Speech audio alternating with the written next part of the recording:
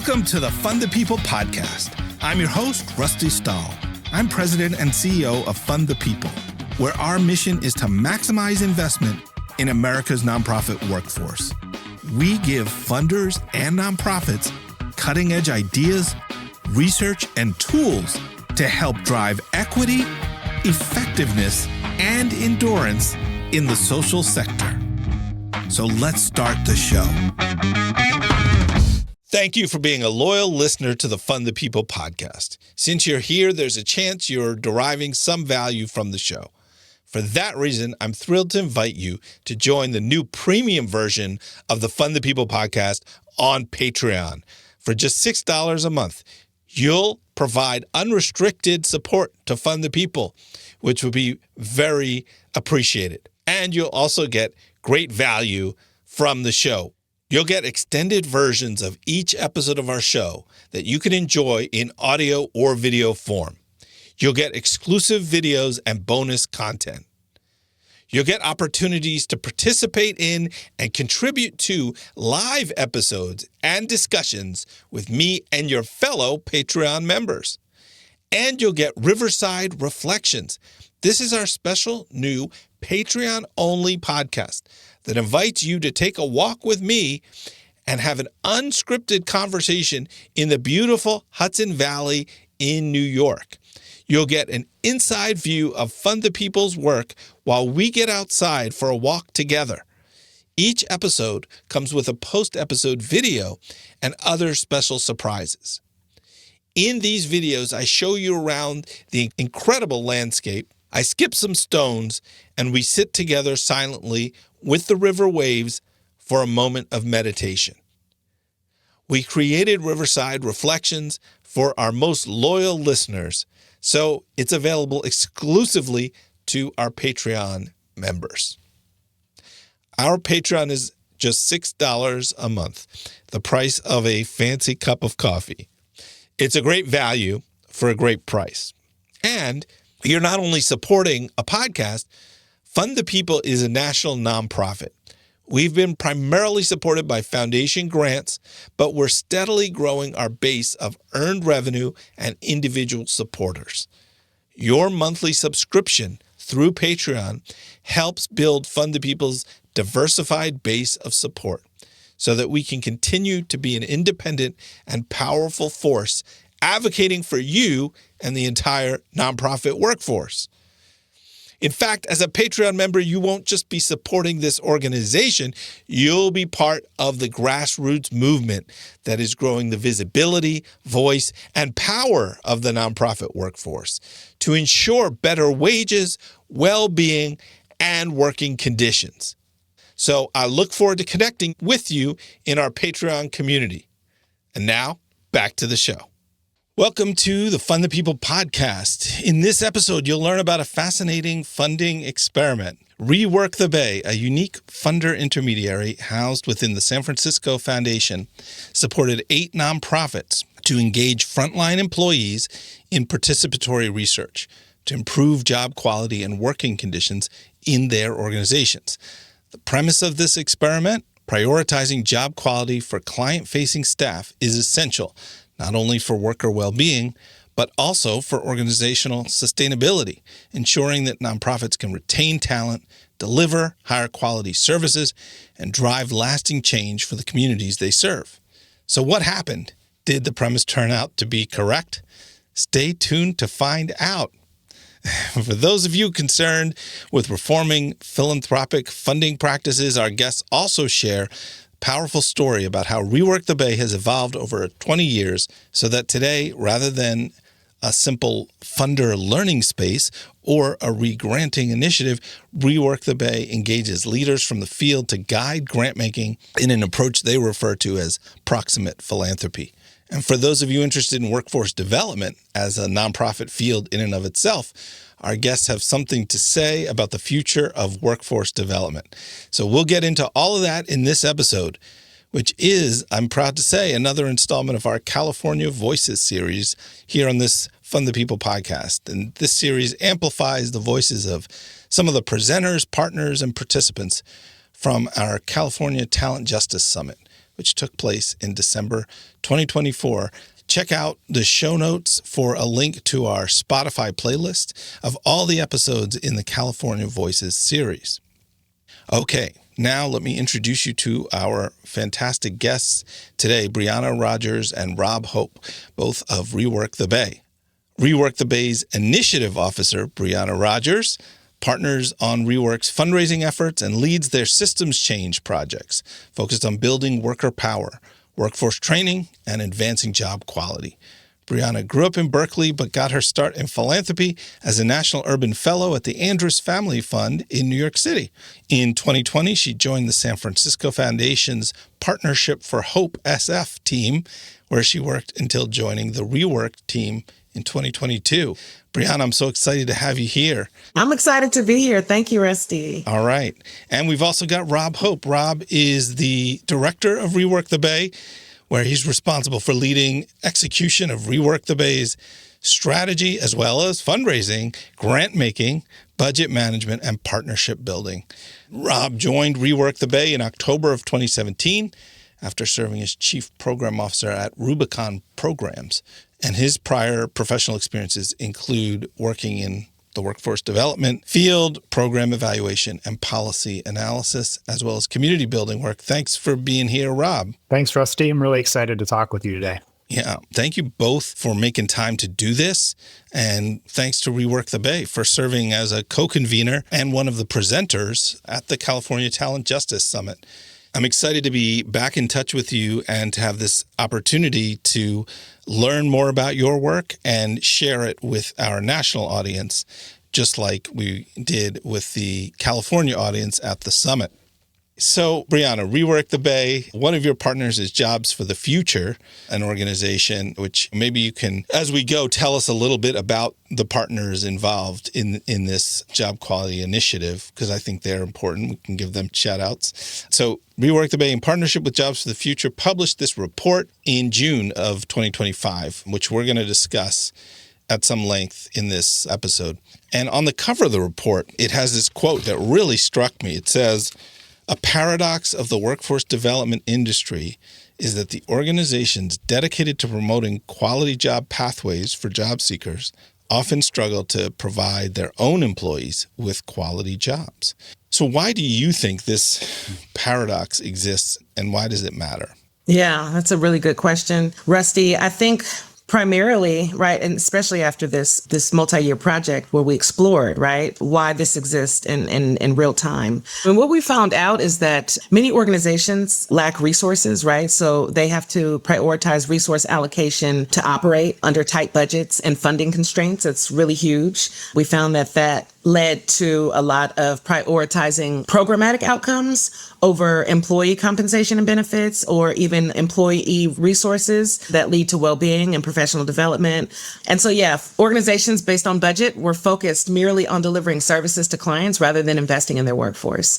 Market pressures, a lot of organizations face pressure to deliver immediate results, right? When you think about nonprofits are fueled by philanthropic dollars, right? Foundations or state funding or federal funding. Now, oftentimes it can put a nonprofit in a starvation cycle. And so when you have that pressure and you're thinking about your outcomes, oftentimes you focus on more short-term outcomes rather than long-term outcomes, which, can create this lack of, formal systems within an organization that can help an employee develop themselves or lead to different type of career pathways. Just as they aim to provide pathways for job seekers, workforce development organizations should prioritize, right, professional development and a kind of a clear journey and career progression for their staff and their own employees. But unfortunately, they don't. Mm-hmm. Why does this matter?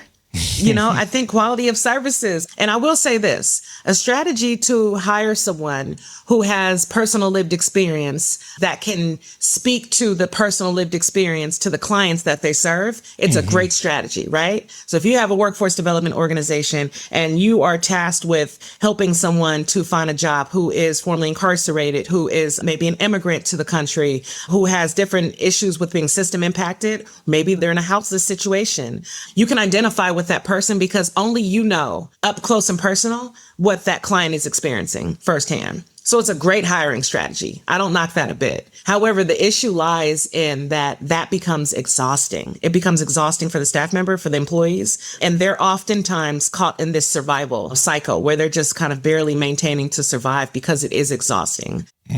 There's high turnover rates because of a lack of good job quality.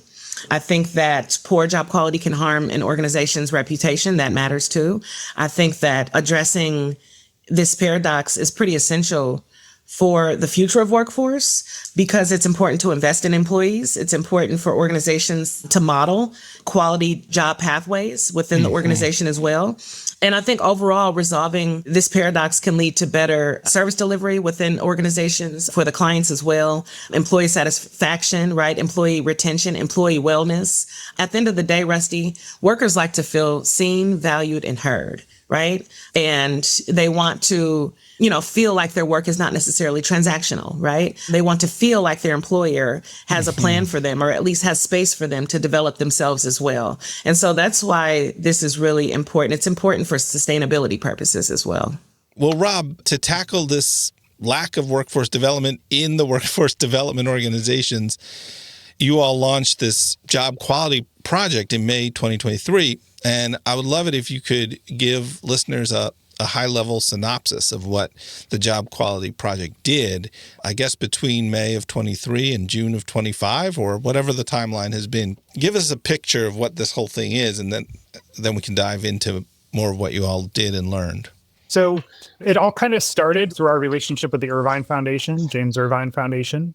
They were interested in supporting an effort to improve the quality of jobs at workforce development organizations. And really, because of what they had heard from their grantees through the pandemic, seeing how burnt out everyone was feeling, they were hearing horror stories about situations happening at EDD offices, which is where people go to get their aid in California. And they were interested in whether there might be a way to kind of leverage the approach of Rework the Bay, which is really about centering the wisdom of people who are closest to the issues we're trying to solve. If we could apply that model to this question of workforce development job quality. It is very meta. And so hopefully we will be able to keep things straight here as we talk it through. But what we ended up doing is putting out an RFP to select partners. And we structured the RFP a little prescriptively because we wanted to make sure that the approach aligned with our values around inclusion and participation. Ultimately, through the RFP process, we chose to partner with Jobs for the Future and then a second organization called the PATH Group, who is an organization we actually had partnered with in the past on some job quality related participatory research. And so we were really excited about that team of the sort of national policy expertise of JFF together with the real community grounded participatory research expertise of the PATH Group. We partnered with them really closely to talk through what this model could look like, how we would select organizations to participate in the cohort, what the worker researcher roles would look like, how we communicate that to the organizations. And then we put out a second RFP, and this was to select cohort organizations. And at the request of the Irvine Foundation, we selected organizations in 3 counties across the state. They really wanted to see how this approach might differ in terms of its applicability in different communities with different workers in different sectors. And so we ended up selecting 8 organizations across LA County, Fresno County, and Sonoma County. And they ranged from large statewide organizations providing workforce development to transition age youth to very small organizations serving farm workers in Fresno County. We also worked with organizations who specifically served formerly incarcerated people, as that's sort of the third primary focus area for Rework the Bay. So ultimately, we selected these 8 organizations, we made grants to them, and we engaged their leadership in a conversation around what our goals were for the project. We really wanted to make sure that they understood that we were not trying to call anybody out. We weren't trying to point to some deficiency in their organization. We wanted to really partner with them authentically to build the leadership of their staff while also providing them more accurate input from their employees about what they would see as benefits to their own personal job quality. And in some ways, I think it took a little time for that trust to be built. But ultimately, with their partnership, incredible things were accomplished through this project, which I know we're going to talk more about. But that's sort of how we got to the place of having a cohort, having a project team, and then we were kind of off and running with the research. So I'm just trying to flesh out the picture of what happened after the whole thing got into motion so that then the findings will make sense as we talk about them. So the research itself, was it mostly interviewing their colleagues, their peers within their organizations, and then coding those transcripts? Yep. Okay. So they worked with members from JFF, Path Group, and ourselves as well. We were kind of cooks outside the kitchen a bit, being aware of power dynamics as a funder, right? But we really empowered these two organizations and invested for them to guide that process. And so once they came out for the training and they were trained as participatory researchers, they went back to their organizations and they started the process of doing interviews with their colleagues, their coworkers. Pretty much everybody in the organization was interviewed on every level, including senior management, including HR and senior leadership as well. And it wasn't easy. I will say that, right? I mean, there were a sets of questions that they kind of had to revise. They asked different questions to lower tenured staff than they did maybe higher tenured staff. Ultimately, everything it wasn't a cookie cutter, right? It was pretty a la carte, custom to the groups that they were speaking to, just to maximize the data that was going to be collected from the organizations. Once they collected that data in those interviews, they had different sessions. So, we cohorted them. That's our secret sauce, Rusty. We like to bring folks together. And so we brought folks together across different regions so that they could have shared learning opportunities as well. I know that me personally, when I'm amongst other people and other peers, I can learn just by hearing and listening to their approach as well. And so we created a space for folks to kind of hold hands as they maneuvered and navigated what it meant to be a researcher for their organization. So that's the 16 people across these 8 orgs that are doing this participatory research. How many times did you bring them together in person after the initial training? We brought them together in person for the initial training. It was a 2-day training initially. And then there were spaces virtually to come together to engage them throughout the whole 2-year project. Okay. And they were pretty much on the hook. I'd say that the bulk of their work occurred in a period of, I want to say, about maybe a year and a half. After about a year, the worker researchers were pretty much done. And it was kind of just taking that information and that data, synthesizing it for our final reports and seeing how we were going to tell this story and share the learnings with other funders as well. So that's great. So they gave their reports, the worker researchers, to the management or leadership of their orgs. Then you guys met with those leaders and managers after they developed their response plans. Just to wrap up this portion of telling the story of what happened, could you give us like one example of something the leaders already knew but hadn't done anything about? And then one example of something that was like eye-opening, like, oh my God, I had no idea things were that bad on this front. Like, has anything come to mind?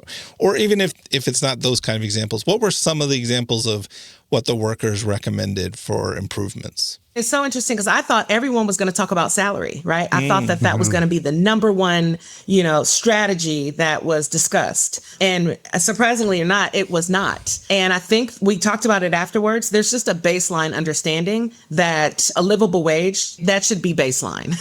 And so at no point were we starting with, we need to have a livable wage, right? It was just like baseline livable wage. What's next? Because oftentimes, I will say this, Rusty, when you talk about job quality and you're holding an organization to a standard that allows them to explore their job quality or even hold a mirror in front of their organization and take a look at their current state of job quality, folks can get out the conversation with the budget, right? Well, we only have a certain amount of money. Well, we only have this. Well, we're already under the line on this. And so once you take the money out the conversation, it's like, well, now what's your excuse, right? And so some of the strategies that I can lift up that I thought were pretty, I wouldn't say shocking, but I was like, I would have never thought of that, were things like, I would say growth and development opportunities for sure. We call that professional development. But more so what I heard from that is shared governance, spaces to co-collaborate and come to decisions together. Folks wanted to feel like they were being valued in ways where they had voice, right? And agency in their work. And so that was interesting to hear that folks just wanted spaces to collaborate, to be seen and valued and heard in ways that can grow the organization. And so that was one. And then also too, transparency. That was huge. It kept coming up, very consistency. And so one organization out of the 8 organizations chose to start there. They started because they had such a super small budget. They started with what can we do in absence of funding, right? That we can make some shifts towards a better work culture that'll lead to ultimately a better job quality. And that for them was to start with a transparency initiative. There were a lot of decisions that were being made in silo behind closed doors in absence of the employees that they would then affect, right? And so that was lifted up. And that organization chose to be more transparent and forthcoming about how they came to certain decisions when it came to the organization. Right. So those were kind of 2 that I can kind of lift up. Yeah, I would add a couple too. One of the really transformative changes we saw over the course of the project was a Partner Canal Alliance based in Marin County in the North Bay here. They transitioned to a 4-day work week. And there's a great piece that they wrote about that process. But we also saw organizations make really radical changes. Yeah. And an organization that has more resources, whose leadership maybe feels like they have firmer ground to stand on in terms of making a bold move like that. But just another example kind of on the other side of the spectrum. And then maybe more in the weeds example is conversation about when should employees be off the clock? So in direct service work, especially when you're working with people who are just scraping by, who have a lot of trauma in their lives, whose lives are unpredictable, frequently issues don't fall between 9 and 5. You're hiring people who have a deep personal connection to the work and to the people who they're serving. They might get called at 5:01. And what are they supposed to do? And so as an organizational leader, you might say, well, we have a policy that you're not supposed to answer your phone after hours.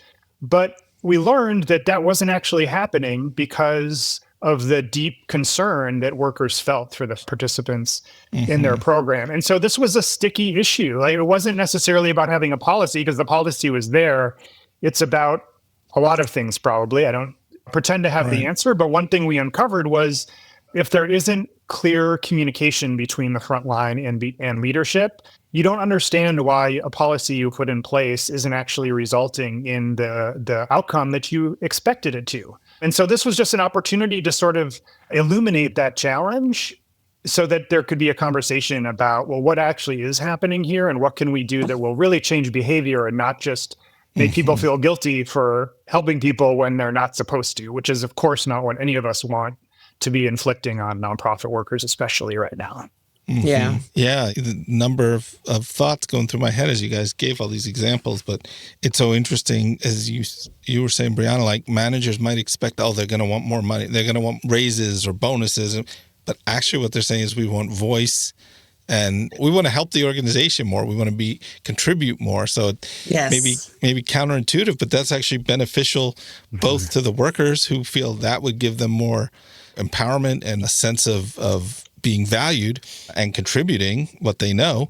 And it's also beneficial to the organization. Having a good quality job is a great staff retention policy.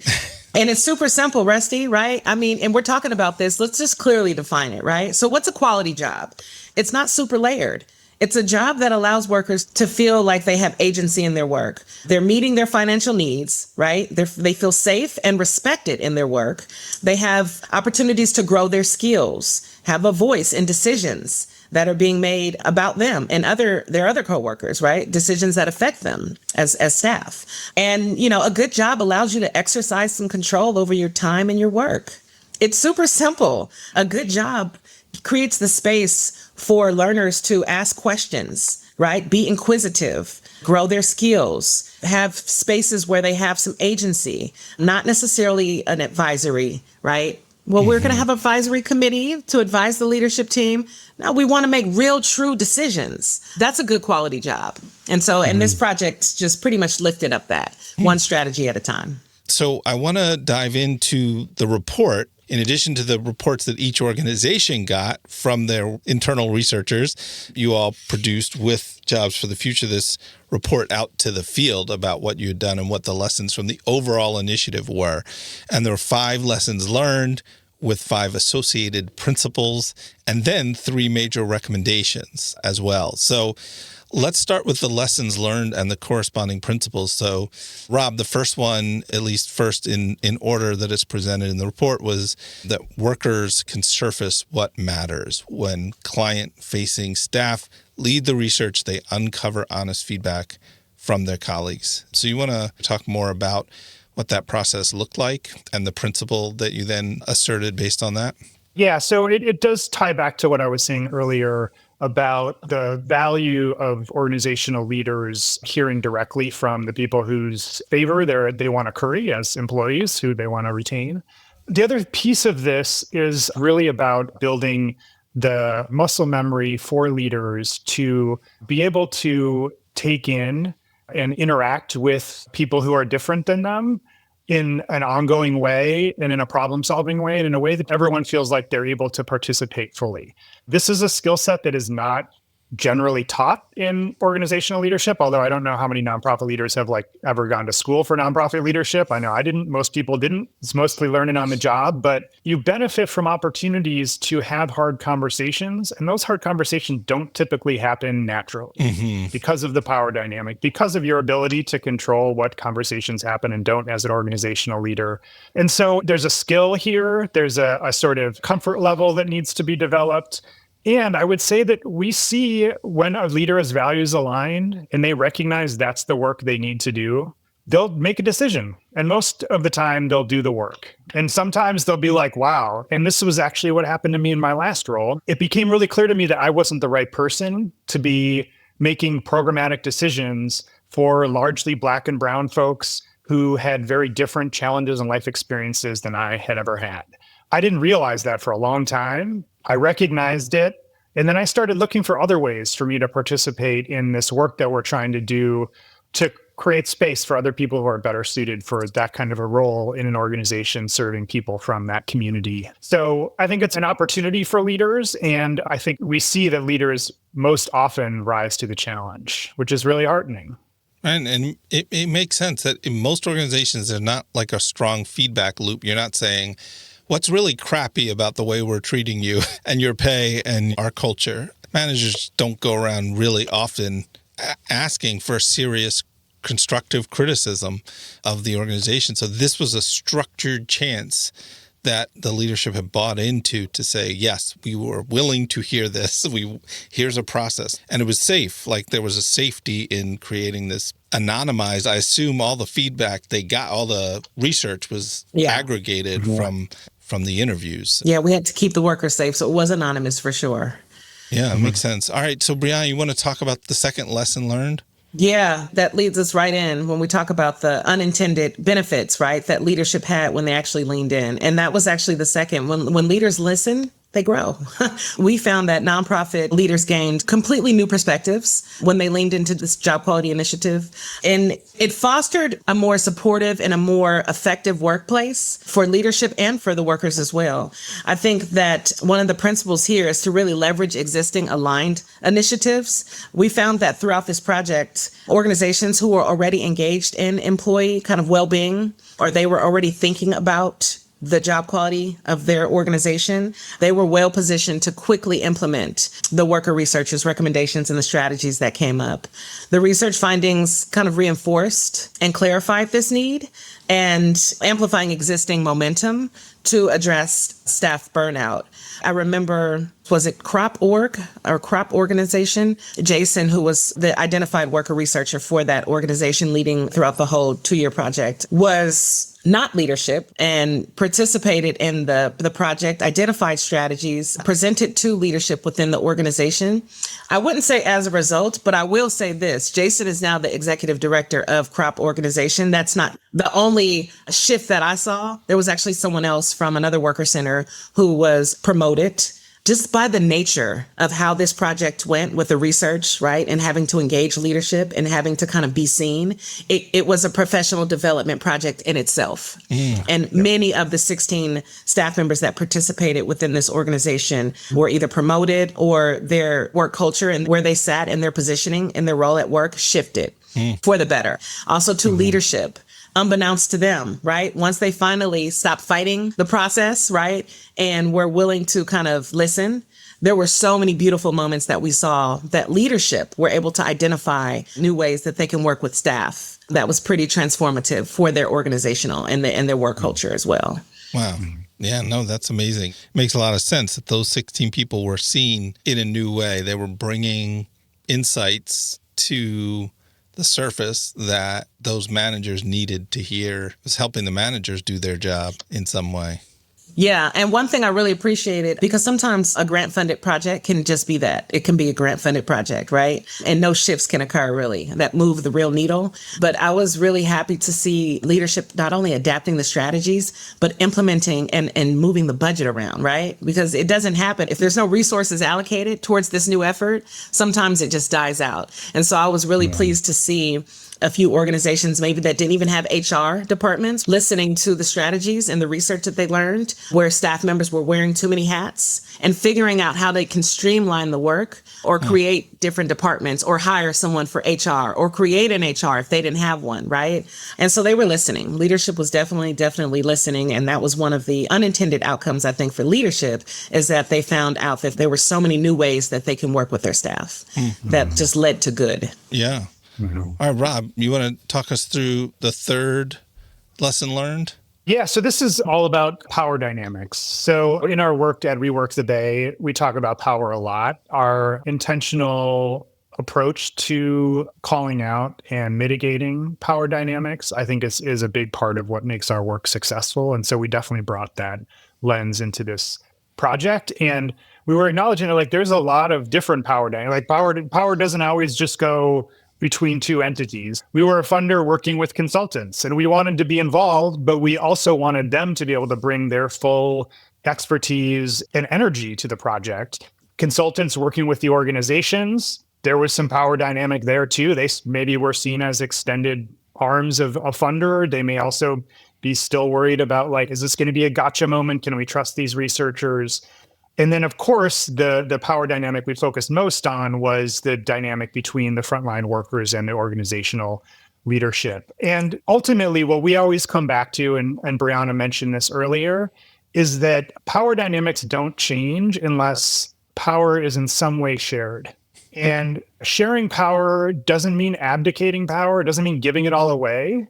It does mean, though, creating some space for other people who can add to a decision to be able to participate. And in order for them to be taken seriously, they need to have a little power. And that power can come from an outside entity like Rework the Bay, building a structure like this that sort of shines a light on an organization and helps them make the decision to share power in this way. But it can also just come from internally as well, where there are opportunities that leaders need to make decisions that will predominantly impact the folks who aren't at the table making the decision. That's a moment where a leader can say, I have all the power in this situation, and I don't know what to do.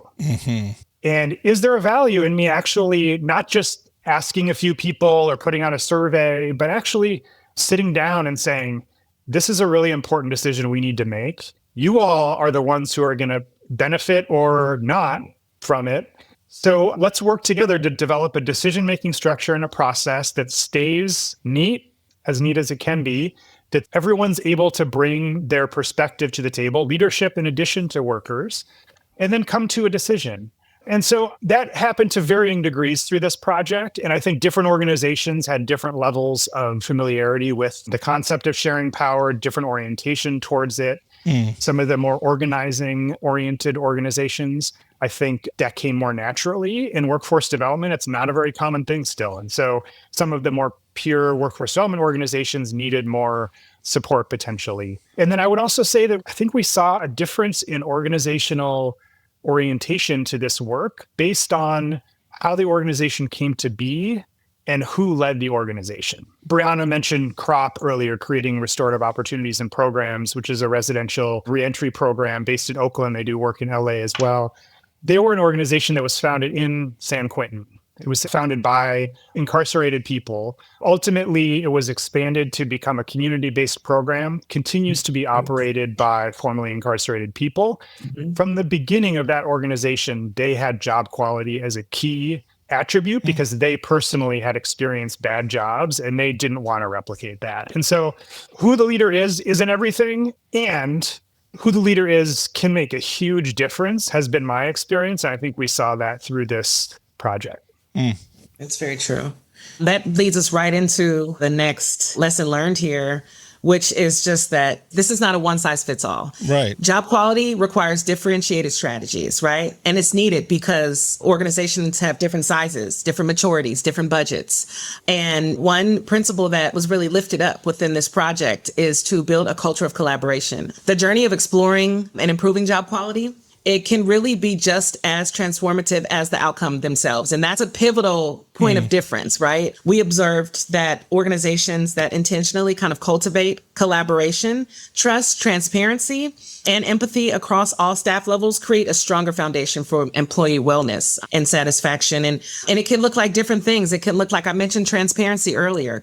Some strategies to the challenge of transparency at your organization or lack of transparency would be to like create a town hall, right? Or at our organization at the San Francisco Foundation, we have during our staff meetings, staff can ask me anything, right? So you can literally ask anything. We used to call it rumors and myths. Anything you might be thinking of, a question, a concern, you can put it on a card and they'll address it at the staff meeting.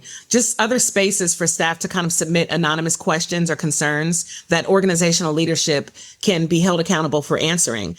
When you think about a strategy for burnout or mental health, everyone can explore a 4-day work week like Canal Alliance did, right? But maybe there is a wellness reimbursement. Maybe there's some type of budget that staff can kind of tap into, whether it be monthly or quarterly, to reimburse them for any wellness activities that they've done. Maybe it's not funding. Maybe it's as simple as improving your job descriptions and having some type of like improved role clarity. Sometimes that's enough, and that can help your mental health as well. Yeah. It really depends on the context of how the lack of quality is manifesting, or what are the pain points that particular people and roles are experiencing in particular orgs, and then responding to that in kind. It makes a lot of sense. So the fifth one, you want to talk about that real quick, Rob? Yeah, I can just really quickly say that it's about that this work just takes time. And I would add to that job quality is a process, not a destination. We will never reach perfect job quality at any organization. And so it, of course, takes time because it happens incrementally. And I think it kind of has to happen that way. But we just encourage people to not be discouraged if it doesn't feel like things just like a light switch all of a sudden are great. The world that we live in right now is not offering that opportunity right now. This is great. So thank you for running through the 5 findings. And there's a lot more, folks, in the report. So in the show notes, you'll have a link to the report, and you can read more about those 5 lessons learned and the principles associated with them. There's 3 kind of recommendations in the end, and I'm just going to read them off, and then you can each maybe comment on them real quick. So 3 recommendations to the field were advancing shared leadership, transforming funding systems, and elevating collective voice. Anything you all want to comment on about what those mean to you, or anything you want to add to those crystal clear statements? Yeah, shared leadership, huge. I think organizational leaders can continue to really invest in resources and mechanisms for shared leadership between staff and their leadership teams. Really being intentional about embedding worker voice into the decision-making process at the leadership or even at the board level, worker-led internal committees, things like that, right? I mentioned the anonymous feedback, opportunities to share suggestions without fear of retaliation, and just really kind of institutionalizing, I feel like, transparent decision-making, right? That holds specific members of leadership team kind of accountable for considering staff voice at different levels within the organization, and exploring participatory budgeting. That's a big one as well, where employees actually get to play a role in deciding how certain funds are allocated. I want to say this about shared leadership. It's not a one-time fix, right? It's not a one-time fix, you're done. It's really an ongoing journey when you think about job quality and you think about shared leadership and kind of progressing at its own pace. Again, context matters, right? Differential strategies matter. And so I feel like the examples I gave right now for shared leadership are great, but they require different levels of investment. I will say that. And they can be adopted based on where an organization is starting from. But the idea is that it's ongoing regarding shared leadership. Yes. Now, for the folks listening who want to reimagine things, Rob, where can people find Rework the Bay on the internet? Yeah, we're a small but mighty 2-person team, so our communications presence isn't as robust as we would like. But I will say we put out an amazing newsletter. Brianna takes the lead on that every month. You can go to our website, reworkthebay.org. On the upper right-hand corner, there's an email sign up. I definitely encourage you to do that. And then connect with us on LinkedIn. That's our main social media presence right now. We also just encourage folks to reach out to us as well. We are always learning and always interested in particularly what's happening in other parts of the country that feels relevant to the work that we're doing here in the Bay. So yeah, just really welcome even just conversations to learn about other folks' work that we can learn from and maybe incorporate into the work we're doing here. Fantastic. Well, we will put the link to the newsletter sign up, the link to your LinkedIn and the website, and we'll put your guys, if you don't mind, put your LinkedIn profiles as well so people can connect with you on LinkedIn and be in touch. And I want to give a shout out as we close to the San Francisco Foundation for being open to these changes and the evolution of Rework the Bay. I think that's fantastic that a community foundation has hosted this for so long and enabled it to evolve. And also the James Irvine Foundation, which Fund the People is now supported by as well. So happy to be co-grantees of the Irvine Foundation with Rework the Bay. So yeah, we're excited to continue our work in California in 2026 through our relatively new grant from Irvine, and hope to get the chance to partner with you all and be with you together in person soon. So thank you again, a 2-person team. Both of you made time to be here and prepare, and I'm extraordinarily grateful. So thank you for your time and all the work you do. Thank you so much, Rusty. Can I share one last thing, Rusty? A call to action to my fellow foundations out there and to my fellow funders out there. I understand that right now we have a very tricky political climate that we're working within. And I just want to offer that for anyone who is looking to make bold investments, right, but they can't necessarily do so within the constrictions of the parameters that they have to operate within, Rework the Bay is a wonderful initiative, right? Because we are truly, truly showing how traditional pass-through funding can be magnified through the lens of proximate philanthropy. And so if you're looking to find an entity and a vehicle where you can make bold investments and still stay safe on your end, contact Rework the Bay. We'll get the job done. I love it. Thank you for the pitch out to the audience. I hope someone catches it or bats it right out of the park. I don't know if I'm getting my sports analogies right, but I'm trying. All right. Thank you both so much. Thanks, Rusty. Thanks, Rusty.